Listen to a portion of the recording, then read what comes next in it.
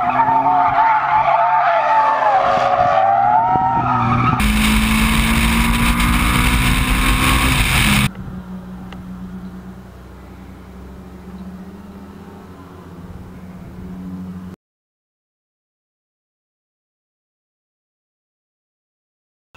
man.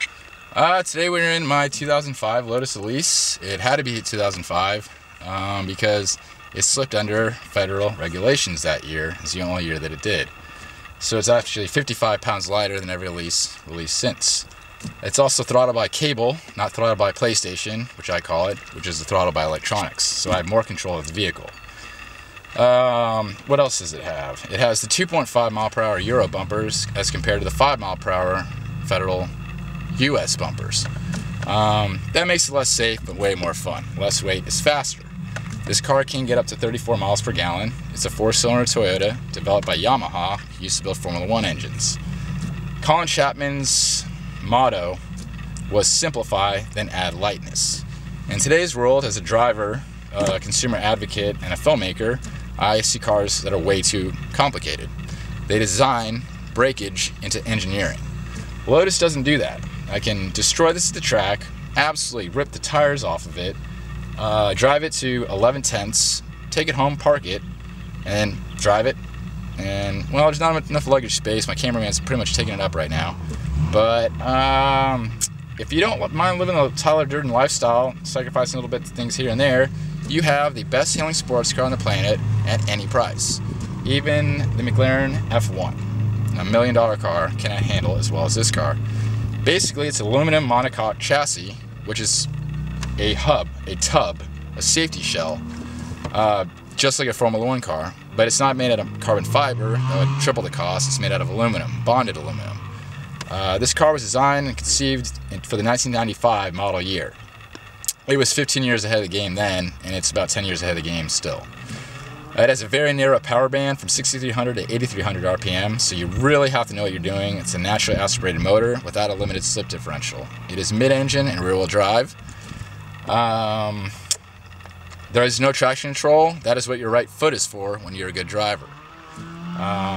Very tiny steering wheel. It has one airbag. Not a fan of that. That adds weight, so that will be gone too. There is a radio. I have no idea how to use it because this 4-cylinder motor makes such a beautiful sound and such a melodious sound that this is useless for a guy like me. Your girlfriend might like it, but I doubt she'll ever get in this thing. Unless she's a driver, then she's awesome. It's magnetic blue on black. Basically, if you want to change the color of the interior, you change the seats that are not very comfortable. If I want extra lumbar support, I just hit this pump. I get extra lumbar support. Simple, elegant, simple engineering.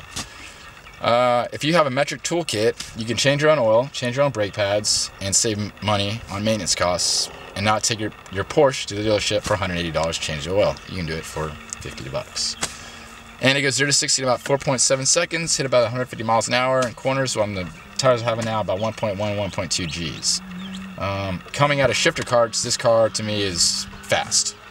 And coming from a shifter cart, when you say a car's fast, it's definitely fast. It's really not about, there's nothing in this car that is not needed that the driver does not need, that the driver does not want. I have a basic 3-spoke steering wheel, positions at 3 and 9, perfect. I have contours in the steering wheel so I can always feel the feedback. If I drive over a quarter, I can actually tell what year it was printed on. It's that precise. The gearbox is also Toyota, so it won't break. So what I'm trying to tell you is that this car was less than $30,000, gets up to 34 miles per gallon. Now today we're probably getting around 22 because I'm a lead fit driver today, but we are at a racetrack, so that's completely appropriate. And that basically for under $30,000, this is the most fun you can have in any car at any price if you just know what you're doing. And your maintenance costs are absolutely nothing. And then welcome to the world of Lotus.